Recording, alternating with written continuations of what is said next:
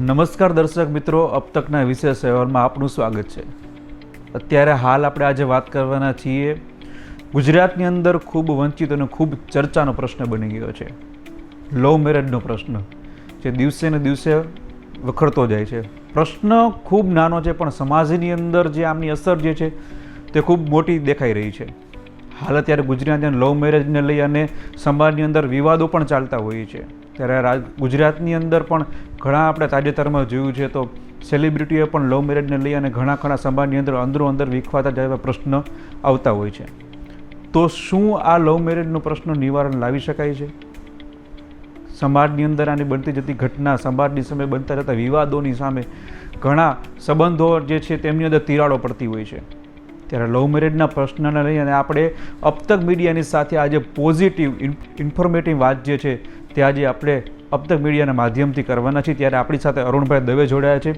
જે અરુણભાઈ, પહેલો પ્રશ્ન એ કરીશ કે સમાજ વ્યવસ્થાની અંદર જે લગ્નનું મહત્ત્વ છે તે ખરેખર તો કેટલું છે? બહુ સારી વાત કરી। પહેલાં જ આપણે જોઈએ આપણી સમાજ વ્યવસ્થા અને આપણી લગ્ન વ્યવસ્થા, બે પરિવારો એક થાય છે અને એક જોડાણ આખું થાય છે અને એમાંથી જ સમાજની એક શ્રેષ્ઠ રચના બને છે।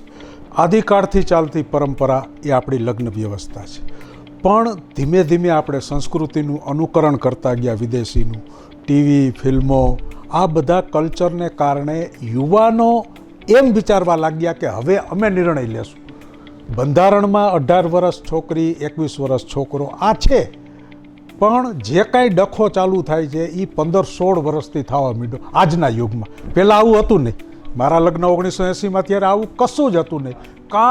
ક્યારેક કદાચ વર્ષે, 2 વર્ષે, 5 વર્ષે એવી એક ઘટના બને કે છોકરી વહી ગઈ હોય, બરાબર છે, કે છોકરો વયો ગયો હોય। તો જે કાંઈ લગ્ન વ્યવસ્થા હતી એની અંદર અત્યારે મા બાપના લાલન પાલનની આપણે વાત કરી કે ગમે એ કરીએ, સ્વચ્છંદતા જે યુથમાં આવી ગઈ છે કે મને ગમે એ સારું।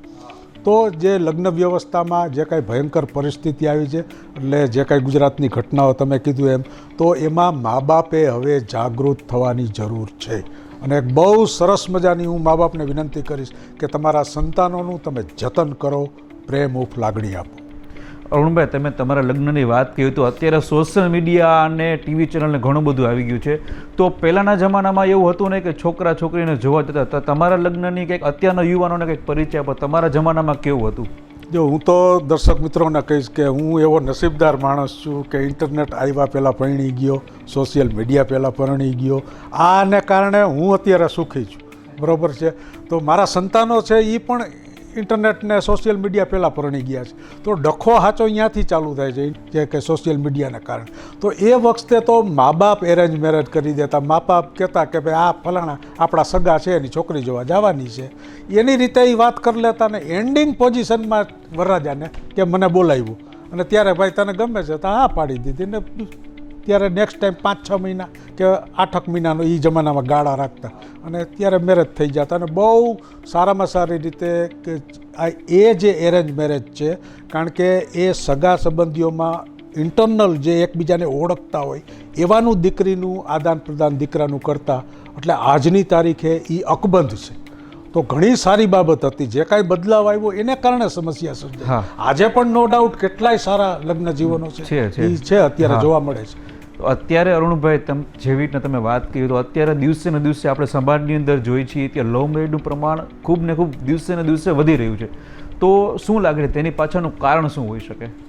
જો જિગ્નેશભાઈ, વાત એવી છે ને, પહેલાં આ છે ને એ મુગ્ધાવસ્થાની આકર્ષણની સમસ્યા સાથે જોડાયેલું છે।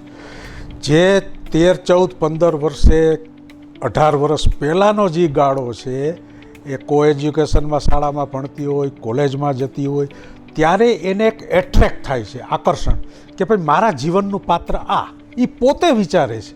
પછી સાંભળી વ્યક્તિ કોણ છે, કેવી છે, એ બાબતે કશું જ વિચારતી નથી અને એને કારણે એ ધીમે ધીમે એ પગથિયા ચડે છે અને એને કારણે એક પરિણામ એવું આવે છે, કારણ કે જે સામેની સાઈડ છોકરો હોય છે એ મોટી એજનો હોય છે અને એને આવી 2-3 ક્રિયાઓ કરેલી હોય છે।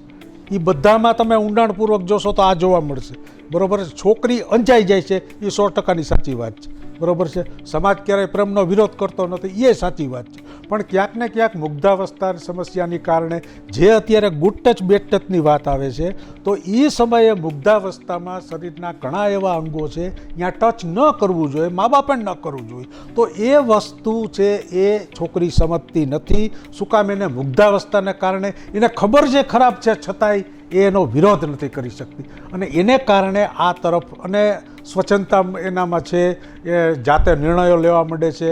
મા બાપની થોડી ઘણી છૂટ હોય છે વસ્ત્રો પરિધાનમાં, નામાં ટૂંકમાં એટ્રેક્ટ થઈને દ્રશ્ય થઈને નીકળે એટલે સામલી વ્યક્તિને એટ્રેક્ટ થાય, પછી છોકરો હોય કે છોકરી. તો આને કારણે મારી દ્રષ્ટિએ લવ મેરેજનું પ્રમાણ વધ્યું છે. બીજું છે, લવ મેરેજની પાછળ એક પોઝિટિવ રીઝન એ પણ છે કે સરખી વિચારસરણીવાળા હોય. દાખલા ડૉક્ટરનો અભ્યાસ બંને સાથે કરતા હોય તો બંને સાથે વિચારતા હોય, તો એ લોકો પણ લવ મેરેજ કરે છે. કોલેજ કાળની દરમિયાન થતા લગ્નો, ઉચ્ચ શિક્ષણમાં થતા લગ્નો અને સમાજ વિસ્તારની અંદર ગમતા પાત્ર સાથે લગ્ન કરવા, તો ઘણા બધા આમાં વ્યાપ જોવા મળે છે. એટલે નો ડાઉટ બધા જ લવ મેરેજ ખરાબ હોતા નથી, તો ક્યાંક ને ક્યાંક પોઝિટિવ પણ હોય છે. પણ મોસ્ટ ઓફ જે અત્યારે આપણે સમાજમાં જોઈએ છીએ, એરેન્જ મેરેજ કરતાં લવ મેરેજ જાજા હાલતા નથી. ડખા અહીંયા થાય છે, એ તો 100%ની વસ્તુ છે. એટલે મા બાપ તમે પણ ચેતી જાજો. અત્યારનો યુવા વર્ગ, તમે કીધું કે લવ મેરેજ તરફ વધારે વળી રહ્યો છે, તો એની પાછળનું કારણ શું છે? શું હોઈ શકે? જો એની પાછળના કારણોમાં ઘણા બધા કારણો હોય, એટલે કોઈ એક ચોક્કસ કારણ આપણે નક્કી ન કરી શકીએ. કારણ કે ગમતું પાત્ર છે, સવારથી સાંજ કોઈ પણ માણસ સાંજનો સમય હોય, રવિવારે જ્યારે જતો હોય ત્યારે કોઈ પણ ચહેરો ગમી જતો હોય કે પારિવારિકની કોઈ કન્યા હોય એ સતત આવજા કરતી હોય, તો એક એટ્રેક્શન થતું હોય છે અને એને કારણે એમાં એ આગળ વધતો હોય છે. અને પછી એકબીજા બહાર મળવાનું અને સોશિયલ મીડિયા, મોબાઈલ એટલે તો સાવ સહેલું થઈ ગયું. આંગળીના ટેરવે તમે એક જ સેકન્ડમાં દુનિયાભરની છોકરી સાથે તમે કોન્ટેક્ટ કરી શકો.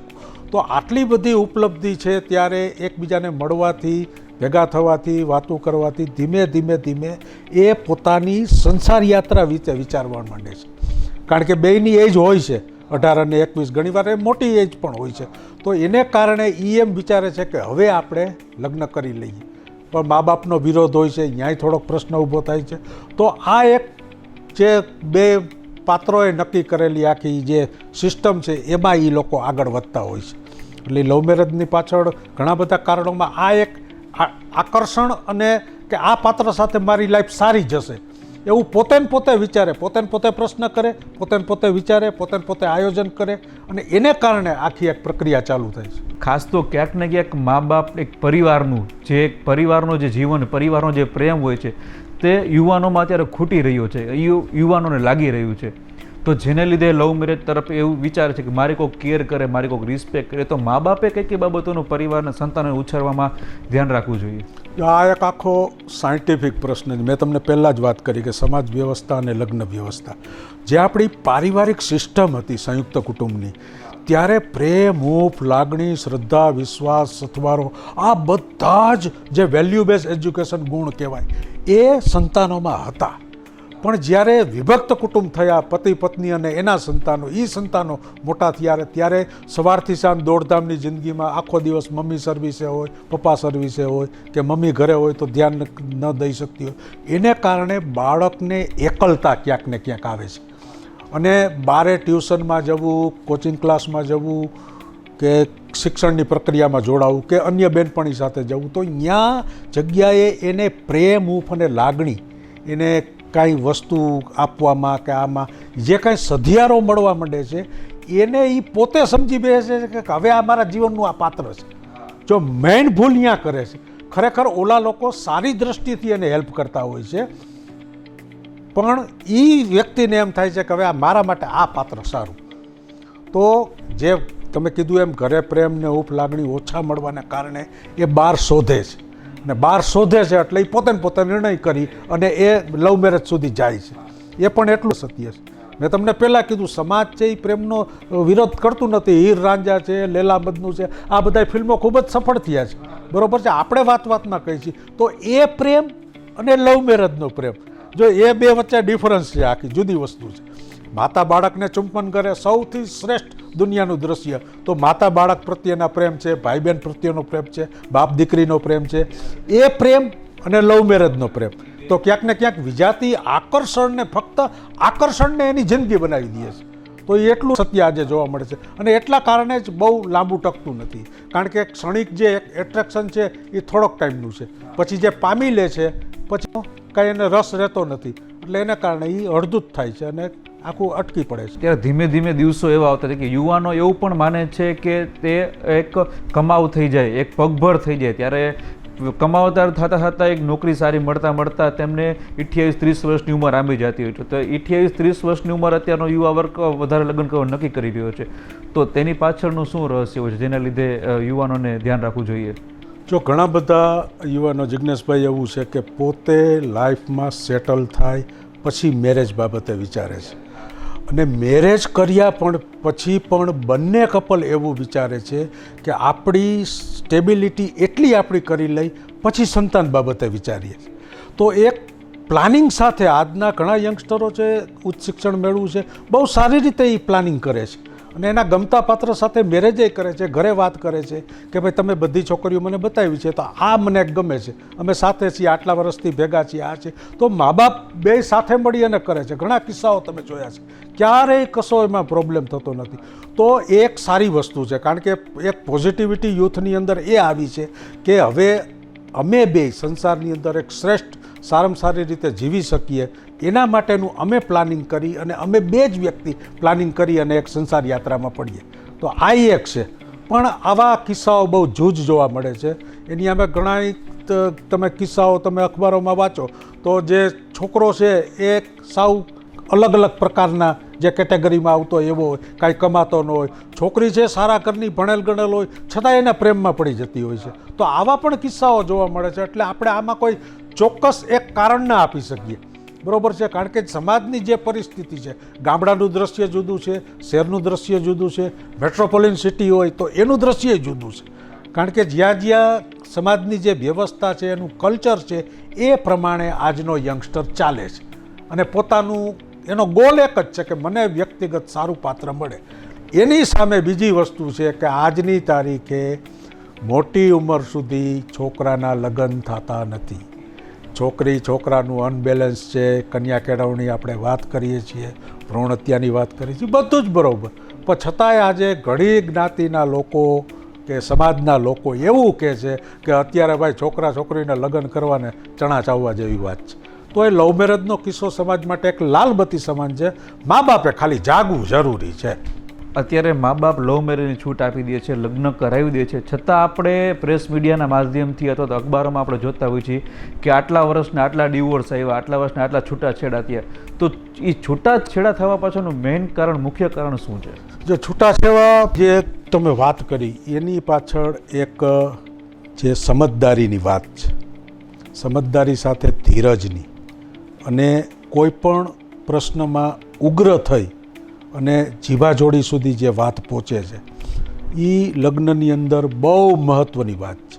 પુરુષ પ્રધાન ભલે દેશ રહ્યો પણ સ્ત્રીને માન સન્માન આપવું જોઈએ. એ 100%ની વસ્તુ છે. એ ક્યાંક નથી મળતું.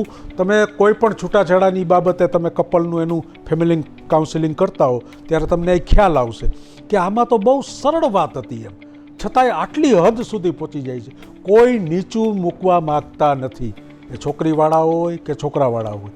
પણ બંને જ્યારે એ ડિસ્ટર્બન્સ વાસણ ખખડે છે ત્યારે ક્યાંક ને ક્યાંક મનોવિજ્ઞાન તો એમ પણ કહે છે કે વર્ષમાં એકાદ વાર ખખડવા જોઈએ વાસણ, પણ 365 દી ખખડે તો એ છૂટાછેડા સુધી પહોંચે. તો પોતે નિર્ણય કર્યો છે, પોતે બે જણા ભેગા થયા છે અને પોતે હવે છૂટા થવા માગે છે. તો આ કાંઈ ઢીંગલા ઢીંગલીની તો રમત નથી. અને આફ્ટર ઓલ છેલ્લે લવ મેરેજમાં સૌથી વલોપાત કરતું હોય તો એ મા કરતી હોય અને બાપ કરતો હોય. કારણ કે એ જે ઘટના આખી બને છે, સમાજમાં માથું નીચું રાખવું પડે, એ કોઈ પરિવારના સારા નરસા પ્રસંગોમાં જઈ ન શકાય, અને જે સમાજની જે કે મારી દીકરીએ આવું કર્યું એ આખી એની વલોપાતની વાત છે ને, એ સમાજની અંદર મને કોક કહેશે એ ડરે એનું બ્લડ પ્રેશર હાઈ થતું જાય છે. અને કેટલાય મા બાપો આવી ઘટનાથી મૃત્યુ પણ પામ્યા છે. તો આ એક સ્થિતિ છે, આજના યુવકોએ વિચારવી પડશે. ભલે આપણે ઇન્ટરનેટનો, સ્માર્ટફોન બધું જ વાપરીએ, એઆઈ વાપરી બધું જ કરીએ, પણ છેવટે આપણા પરિવારનું ધ્યાન, હિત, મા બાપનું હિત ધ્યાન રાખવું પડે. એટલે આજકાલના યુવાનો છે, તમે જેમ કીધું એમ છૂટાછેડા એને વધુ જો, એરેન્જ મેરેજના ઓછા થાય છે એનામાં થાય છે, પણ આમ લવ મેરેજમાં વિશેષ જોવા મળે છે. ક્યાંક ને ક્યાંક યુવાનો અત્યારે મા બાપને જે પારિવારિક વાત અને મા બાપ ના પાડે તો સુસાઇડ કરી લે અથવા તો ઘરેથી ભાગી જો, એવા પણ ઘણા ખરા કિસ્સા બને છે. તો અત્યારના યુવાનોને તમે શું સંદેશો આપશો?